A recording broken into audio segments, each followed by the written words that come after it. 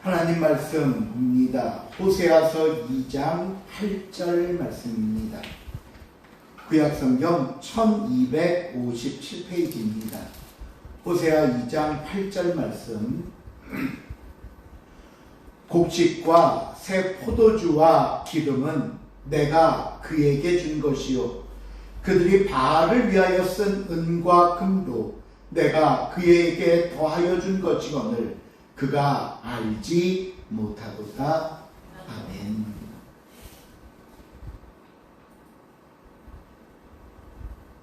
하나님과 우리의 관계를 표현하는 것에는 몇 가지 모습이 있습니다. 주인과 종의 관계, 아버지와 자녀의 관계, 또는 왕과 백성, 목자와 양, 때로는 셀 수 없이 많은 관계를 성경은 우리에게 말씀합니다. 그런데 이렇게 많은 관계 중에 오늘 본문은 하나님과 우리의 관계를 남편과 아내라는 부부관계도 있음을 말씀합니다. 그렇다면 부부로 표현된 관계 안에서 우리가 기억하고 지켜야 할 것이 무엇일까요? 하나님만 사랑하는 것과 하나님만 의지하고 사는 것이 신부된 우리의 도리라고 성경은 말씀합니다. 그런데 오늘 본문을 보시면 이스라엘은 신랑 되신 하나님을 버리고 다른 신을 사랑하는 영적인 간음을 저질렀다고 성경은 말씀합니다. 어떻게 해서 이런 일이 생긴 것일까요? 처음 이스라엘 백성들이 애굽에서 나와 광야 생활을 할 때만 하더라도 하나님만 섬긴다는 것은 당연했고 그건 전혀 문제 삼을 만한 앞으로 일어날 문제거리로 고민할 것도 없는 일이었습니다. 그런데 백성들이 가나안 땅에 들어가면서 문제가 생기기 시작을 합니다. 가나안 땅에서의 생활은 여러 가지 변화를 낳았는데 그 중에 가장 큰 변화는 무엇이었냐 하면요, 농사를 짓게 되었다는 겁니다. 본래 이스라엘 민족들은 유목민이었습니다.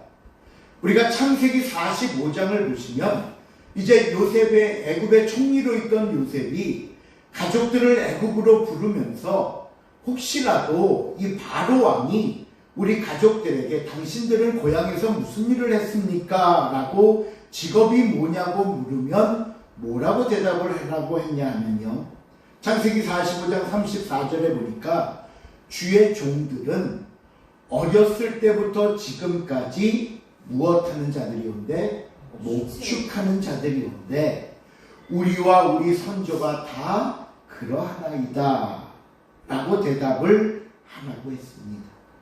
그런데 이렇게 목축을 하던 이들이 출애굽을 하고 가나안 땅에 들어가서 농사를 짓기 시작했다는 거예요. 이것이 얼마나 큰 차이와 변화를 주었는가 하면요, 여러분 한번 생각해 보세요. 이제 목축을 할 때는 이제 양떼를 거느리고 다닙니다. 그러다가 좋은 목초지가 나타나면 양떼를 풀어놓고 풀들을 뜯기다가 그 풀을 다 먹으면 어떡합니까? 더 이상 먹을 게 없으면 또 양떼를 이끌고 다른 곳으로 옮기면 되었어요. 그렇잖아요. 근데 농사는 다르더라고요. 나에게 주어진 땅이 있고 그 땅은 고정이 되어 있습니다. 그런데 내 지역에 비가 내리지 않는다고 땅을 들고 양떼 몰고 가듯 땅 들고 비 오는 곳으로 갈 수 없잖아요. 그렇죠? 또 내가 사는 지역의 날씨와 기후가 안 맞는다고 내가 사는 집 모든 터전 버리고 떠날 수 있는 상황도 아닙니다. 그러니 싫으나 좋으나 잘 되든 안 되든 그저 내 땅만 바라보고 살게 되었다는 거예요. 자, 그러면 이렇게 출애굽을 해서 가나안 땅에 들어간 백성들이 이런 낯선 땅에서 또 경험도 없는 농사를 지으려면 어떻게 하는 게 가장 좋은 방법일까요? 그것은 가나안 사람들의 농사법을 보고 배우는 겁니다. 아무래도 이 가나안 땅에 살던 원주민들은 오랫동안 살면서 농사짓고 수많은 경험을 했으니 이들을 따르고 이들을 보고 배워서 따라하는 것이 내가 시행착오를 줄이면서 쉽게 성공할 수 있는 방법이 아니겠습니까? 그런데 이 좋다, 이러면 되겠다 라고 여긴 생각과 의도에서 그만 사고가 터집니다. 뭐냐면 이스라엘 백성들이 그 원주민인 가나안 사람들에게 농사법만 배운 게 아니라 그 가나안 민족이 섬겼던 바알 신까지 배우게 된 거예요. 앞에 그림을 보시면 바알 신이 나옵니다. 여기는 이제 어떤 비석에 새겨진 거고, 왼쪽이, 여러분 보실 때 오른쪽이 이제 어떤 모양으로 만든 건데, 이 가나안 땅의 신화를 보면요, 바알 신은 뭐라고 나오냐면요, 가나안 신화입니다. 가나안 땅 신화 중에 가장 최고의 신을 엘이라고 불렀습니다. 엘. 그리고 엘이라는 신과 그 신의 아내가 아세라입니다. 엘과 아세라. 그리고 이 엘과 아세라 사이에 태어난 신이 바알이에요. 그러다 보니까 바알은 당연히 엘 신의 후계자이며 가나안 땅을 다스리는 비를 주관하고 농사를 주관하는 풍요의 신이요 농사의 신으로 섬겼던 거예요. 바알 신을. 그러다 보니까 이스라엘 백성들이 어떤 생각을 품게 되었냐면요, 야, 유목 생활을 할 때는 여호와 하나님을 섬겼지만 내가 가나안 땅에 들어와 이 농사를 짓고 이 농사를 통해 많은 수확물을 얻기 위해서는 바알을 섬기는 게 성공의 비결이라고 여겼던 겁니다. 본문 5절을 볼게요. 호세아 2장 5절 시작. 그들의 어머니는 음행하였고 그들은 임신했던 자는 부끄러운 일을 행하였나니 이는 그가 이르기를 나는 나를 사랑하는 자들을 따르리니 그들이 내 떡과 내 물과 내 양털과 내 삶과 내 기름과 내 술을 내게 준다 하였습니다. 여기서 가리키는 나는, 내 할 때 나는 이스라엘을 가리키고요, 사랑하는 자를 따르리니 할 때 그 사랑하는 자는 바알신을 가리키는 겁니다. 그러니까 이스라엘 백성들이 나를 사랑하는 바알신을 따르겠다. 왜? 바알신이 내게 떡도 주고 물도 주고 양털도 주고 삶도 주고 기름도 주고 술도 줬다. 이스라엘 백성들이 생각할 때 내가 가나안 땅에 들어가 농사 짓고 많은 것을 얻은 것은 누구 덕분이다? 바알 덕분이다. 그러니 나의 성공을 위해 가나안의 신인 바알을 선택함으로 하나님을 버리게 된 겁니다. 두 번째 하나님을 버린 이유가 있습니다. 그것은요, 이제는 내가 할 수 있다라는 생각 때문입니다. 과거 광야 생활할 때 보세요. 광야에서 내가 먹고 살 수 있는 방법은 오직 하나, 만나였습니다. 그렇죠? 근데 그 만나를 누가 주셨냐면 하나님이 하늘에서 부어주셨어요. 그러니 누구만 바라봐야 돼요? 하나님만 바라봐야 됐어요. 근데 가나안 땅에 들어와서 농사를 지었더니 그 땅과 농사를 통해 곡식과 열매를 얻었습니다. 이게 어떤 생각을 들게 했냐면요, 내가 해도 되네? 내 손으로 먹고 살 수 있네? 하늘만 안 바라봐도 되네? 내가 땀 흘려 일하면 수확을 얻네? 더 이상 하나님만 바라보고 사는 삶이 아니라 내가 열심히 해야겠구나, 내가 수고하면 되는구나, 내가 열심히 하면 얻는 게 있구나 라는 삶으로 바뀌어버린 거예요. 그러니 내가 나의 힘으로 이룰 수 있는데 굳이 하나님은 없어도 되는 거 아니야? 이제 나 혼자서도 충분히 살 수 있다는 생각이 하나님을 떠나게 만든 겁니다. 우리는 이스라엘의 이 두 모습을 보면서 이 상황들을 오늘 내 삶에 대입해 봅니다. 여러분, 언제부터인가 세상에서 성공하려면 세상의 방식으로 살아야 한다고 생각하지는 않습니까? 당연히 하나님 믿습니다. 이스라엘이 바알 섬긴다고 하나님을 버린 거 아니에요. 믿습니다. 예배도 빠지지 않고요. 기도도 하고 봉사도 합니다. 하지만 이것은 그저 하나님을 믿는 내가 내 책임과 본분을 다하기 위한 행동일 뿐이고, 세상에서 성공하기 위해서, 세상에서 내가 필요하고 내가 원하는 것을 얻기 위해서는 세상 사람들의 방법을 따라야 한다고 생각하더라는 겁니다. 철저하게 결과주의와 성공지상주의에 물들어가고 있는 내 모습을 보게 됩니다. 또 마찬가지입니다. 언제부터인가 하나님이 주시는 것과 내가 이루는 것을 나눠서 구분하기 시작했습니다. 소위 우리가 생각하는 하나님이 주셨다는 건 이런 거예요. 내가 아무것도 안 하고 그냥 앉아서 기도만 했어. 정말 기도하고 예배만 드렸는데 내가 뭐가 뚝 떨어졌다? 이건 당연히 하나님이 주신 거죠. 왜? 난 아무것도 안 했고 기도만 했으니까. 근데 내가 수고하고 이룬 결과, 내가 노력하고 이룬 것들은 마치 하나님과 상관없이 내가 이룬 내 수고의 결과라고 여기더라는 거예요. 그러니 생각해 보세요. 내가 할 수 있다라고 여기니 점점 누가 소중해질까요? 내가 소중해지는 거예요.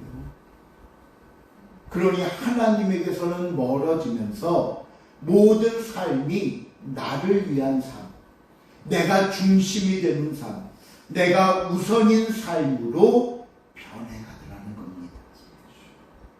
하나님은 이런 이스라엘을 향해 분명하게 하시는 말씀이 있습니다. 아니, 단순히 말씀하시는 차원을 넘어서 분명히 보고 깨달으라는 게 있어요. 8절입니다. 시작.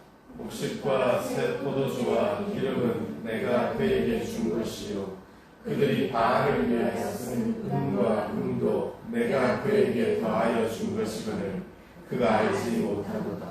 하나님이 너무 답답하니까 말씀하는 거예요. 지금 너희가 누리는 그 모든 것, 심지어 바알이 준 줄 알고 우상이 준 줄 알고 그 바알에게 감사하며 갖다 바치는 그 모든 것도 결국 누가 주신 것이다? 하나님이 주신 것이다. 얼마나 답답하실까요? 얼마나 속상하실까요? 신명기 8장 17절 18절에 보니까 이렇게 말씀합니다. 그러나 네가 마음에 이르기를 내 능력과 내 손의 힘으로 내가 이 재물을 얻었다 말할 것이라. 그런데 네 하나님 여호와를 기억하라. 그가 너에게 재물 얻을 무엇을 주셨습니다? 능력을 주셨습니다. 여러분, 오늘 이 말씀이 지금 우리의 모습과 너무 똑같지 않습니까? 내 능력으로 한 거야. 내 손의 힘으로 한 거야. 내 학식으로, 내 지혜로, 내 수고로 내가 이 재물을 얻은 거야. 하지만 우리의 그런 마음을 향한 하나님의 말씀을 들으십시오. 하나님께서 내게 재물뿐 아니라 지혜와 학식과 모든 것, 심지어 생명을 주셨기에 강요한 거 아닙니까? 얻을 능력을 주셨습니다. 내가 가진 지식, 내가 얻은 기술로 내가 열심히 수고해서 얻었다 생각하는 것도 결국에는 하나님이 주신 능력이고 하나님이 허락하셨기에 얻을 수 있다는 겁니다. 그래서 하나님이 이런 말씀합니다. 잠언 8장 17절 18절 시작. 나를 사랑하는 자들이 나의 사랑을 이루며 나를 간절히 찾는 자가 나를 만날 것이다. 부귀가 내게 있고 사구와 재물과 공의도 그러합니다. 왜 우리 보고 하나님 사랑하라고 하는가? 왜 우리 보고 하나님을 간절히 찾고 하나님만 믿고 의지해야 된다고 말하느냐? 오늘 그 답이 나오잖아요. 부귀와 장구한 재물과 공의가 다 하나님께 있기 때문이랍니다. 그러고 나서 하나님이 우리에게 주시는 결론이 뭔 줄 아십니까? 다음 21절입니다. 시작. 나를 사랑하는 자가 재물을 얻어서 그 곳간에 채우게 하려 합니다. 누가 곳간에 채운다고요? 나를 사랑하는 자가. 이 시간 사랑하는 성도 여러분, 가장 먼저 하나님을 기억하시기 바랍니다. 하나님을 사랑하시기 바랍니다. 전적으로 하나님을 믿고 의지하시기 바랍니다. 내 삶의 사업, 내 학업, 내 인생의 성공과 승리는 하나님께 달려있기 때문입니다. 두 번째로 오늘 본문은 이스라엘을 향한 하나님의 징계를 이야기합니다. 그런데 여기서 우리가 한 가지 풀어야 할 숙제가 있습니다. 우리가 지금 호세아서 세 번째 시간을 맡고 있는데 첫 번째 시간에서는요, 호세아를 시작하면서 고멜이라는 여인과 세 자녀의 이름을 가지고 하나님의 진노와 심판을 말씀하셨잖아요. 그렇죠? 너무나 단호하게 말씀했고 너무나 무서운 말씀이었습니다. 그런데 두 번째 시간이었던 지난 시간에는 갑자기 분위기가 확 바뀌어서는 하나님의 축복을 심고 긍휼을 노래하는 이스라엘이 되고 로암미는 암미로 로루하마는 루하마라 부르시면서 사랑과 은혜와 축복을 말씀하셨습니다. 아, 그럼 이제 사랑으로 끝났구나, 은혜로 다 종결됐구나 여겼는데 세 번째 시간인 오늘 또다시 본문으로 들어와서는 징계를 말씀하시더라는 겁니다. 아니, 하나님 왜 이랬다 저랬다 하십니까? 그냥 좀 이렇게 일괄되게 가시지, 막 무섭게 했다 축복 얘기해서 아 이제 끝났나? 또 한시름 놨더니 또 징계를 말씀하고 도대체 이게 뭡니까? 그 대답이 2절 제일 앞부분에 나옵니다. 너희 어머니와 시작. 너희 어머니와 논쟁하고 논쟁하라. 예. 너희 어머니와 논쟁하고 논쟁하라. 여기서 말하는 어머니는 당연히 1차적으로는 죄를 짓고 음란한 짓을 한 고멜을 의미하고요. 두 번째는 지금도 영적인 간음을 저지르고 있는 이스라엘 백성들을 가리킵니다. 그리고 너희 어머니라 했으니 이 말씀을 지금 누구에게 주는 거예요? 어머니의 자녀에게 주는 거잖아요. 그래서 호세와 고멜 사이에 나타난 자녀인 이스라엘, 로루하마, 로암미를 가리키는 것이고 2차적으로는 지금 호세아의 말씀을 듣고 있는 이스라엘, 그리고 오늘 2023년 10월 1일 저와 여러분을 가리키는 겁니다. 그러면 우리에게 너희 어머니의 죄를 향해서 논쟁하랍니다. 이 논쟁하라는 말은 법적 용어예요. 이 말은 법정에 세워서 고발하라는 거예요. 고소하라는 거예요. 그러니까 이 2절 지금 오늘 본문의 상황은 뭐냐면요, 고멜이 자신의 잘못으로 인해 법정에 세워져서 지난 죄에 대한 대가를 치루어야 하는 장면입니다. 자, 그렇다면 이 법정의 의미는 뭐냐? 왜 하필 다른 사람도 아닌 자녀들에게 어머니의 잘못을 고발하면서 그 잘못이 뭔지 분명히 보라고 하는 이유가 뭐냐?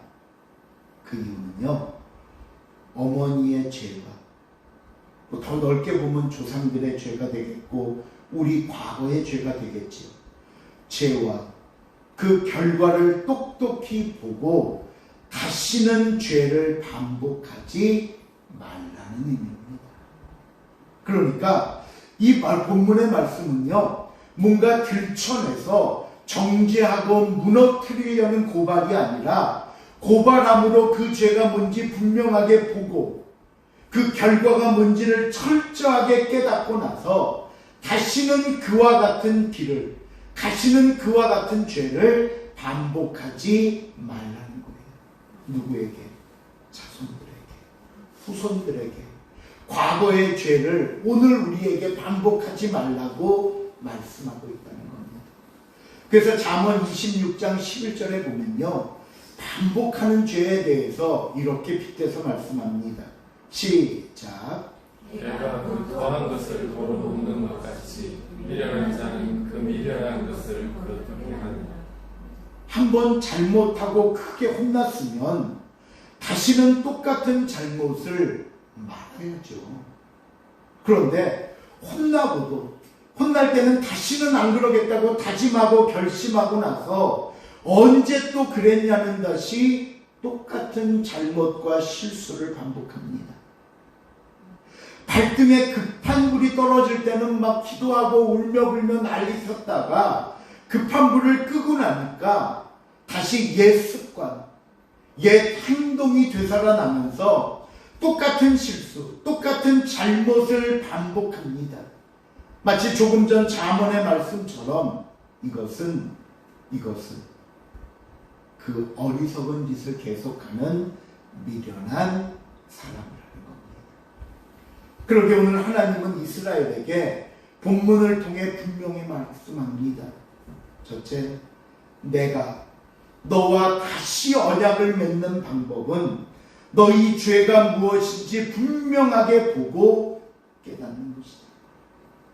둘째, 네가 다시 나의 백성으로 사는 길은 너의 모든 죄의 문제를 해결하고 제거하는 것이다.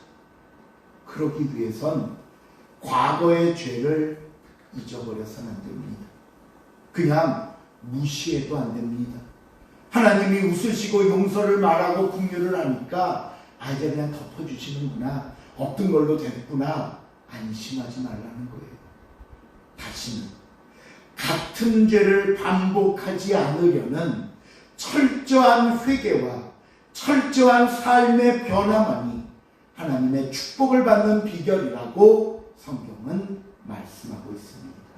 그러기에 겉으로는 무슨 고발을 말하고 징계를 말하지만 그 마음은 사랑입니다.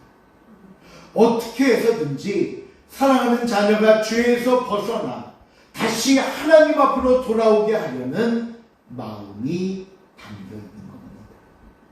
그러기에 본문 6절 이후를 보시면요, 하나님이 그 자녀를 돌아오게 하려고 세 가지 방법을 쓰십니다. 오늘 설교의 가장 중요한 포인트입니다. 그 세 가지가 뭔가? 첫째, 본문 6절입니다. 시작. 그러므로 내가 스스로 그 길을 막으며 강을 쌓아 그러고 그 길을 찾지 못하게 하리니. 가시 울타리를 쳐서 죄를 향해 달려가는 발걸음을 막고 붙잡으시겠다고 합니다. 여러분, 인생에, 우리의 삶에 뭔가 장애가 생기고 걸림돌이 생기고 뭔가 자꾸 실패로 안 좋은 것으로 끝난다면 가던 걸음을 멈추고 잠시 돌아보는 지혜가 있길 바랍니다. 그리고 물어보십시오. 왜 막으시는 걸까? 분명히 우리로 깨닫기를 원하시는 하나님의 첫 번째 신호입니다. 7절에 이렇게 말합니다. 시작. 그가 사랑하는 자를 따라갈지라도 미치지 못하며 그들을 찾을지라도 만나지 못할 것이라. 그제야 그가 이르기를 내가 곧 남편에게로 돌아가니 그때에 내 형편이 지금보다 나았으리라. 이스라엘이 사랑하는 바알을 쫓아갔는데 미치지 못했대요. 그러니까 아마 이제 앞서간 바울을 따라가서 못 만났다는 얘기지요. 이스라엘이 사랑하는 바알을 암만 찾아 헤맸는데 만나지 못했대요. 그러자 이제서 비로소 뭐라고요?